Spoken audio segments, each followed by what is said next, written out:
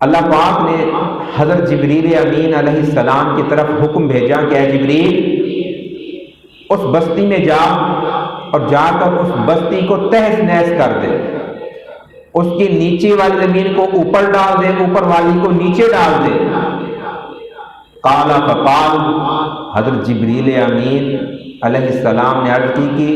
کہ باری تعالیٰ ان فیہا عبد، وہاں تو تیرا ایک ایسا بندہ ہے لم یاسی کا طرفۃ عین، وہاں تو ایک ایسا بندہ بھی ہے جس نے تیری ایک پلک جھپکنے کے برابر بھی تیری نافرمانی نہیں کی، وہاں تو تیرا مقبول نیک بندہ بیٹھا ہے، اس بستی کو میں تہس نہس کر دوں، تاہو بالا کر دوں، تل پٹ کر دوں۔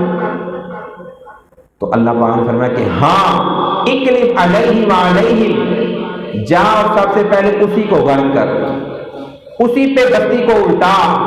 کیوں؟ کیونکہ جب یہ خبریں سنتا ہے، اس کے بارے میں اس کو پتہ چلتا ہے کہ آج میلسی میں واردات ہو گئی، قتل ہو گیا،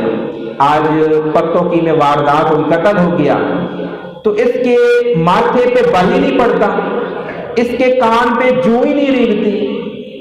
یہ اس برے عمل کو برا جانتا ہی نہیں ہے، سمجھتا ہی نہیں ہے، یہ کہتا ہے کہ میں اپنی تسبیح پھیرے رہوں،